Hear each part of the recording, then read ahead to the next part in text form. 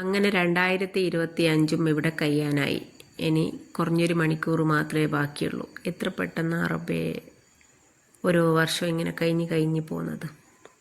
ഞാൻ രാവിലെ എണീറ്റ് ചായയും കുടിച്ച് ഒന്ന് പുറത്തു പോയി. എൻ്റെ ടൈം ടേബിൾ ഫുഡെല്ലാം കഴിഞ്ഞ് ഒരു 10-15 ദിവസത്തിനുള്ളും ഭയങ്കര ആവേശം. പുറത്തു പോയിട്ട് ബീഫ് വാങ്ങിക്കൊണ്ടുവന്ന് ഞങ്ങൾക്ക് അച്ചാറിൻ്റെ ഓർഡർ ഉണ്ടായിരുന്നു. അതുകൊണ്ടാണ് പുറത്ത് പോയത്. അല്ലെങ്കിൽ ചിക്കന് വിളിച്ചു പറയുള്ളൂ. അങ്ങനെ ബീഫ് വാങ്ങിക്കൊണ്ടുവന്ന് മുഹമ്മദോട് പോയിട്ട് വാങ്ങിക്കൊണ്ടുവരാൻ പറഞ്ഞിട്ടും കൂട്ടാക്കിയില്ല. അപ്പോൾ എനിക്ക് ഞാനൊരു പണി കൊടുത്ത് അവനോട് ഞാൻ പറഞ്ഞു, ഇതിൻ്റെ ബെഡ്ഷീറ്റും തലാണിയെല്ലാം ഒന്ന് മാറ്റി പിരിക്കി നല്ല വൃത്തിക്ക് എടുക്കും അവൻ്റെ ഒരു സമയത്തിയാൽ.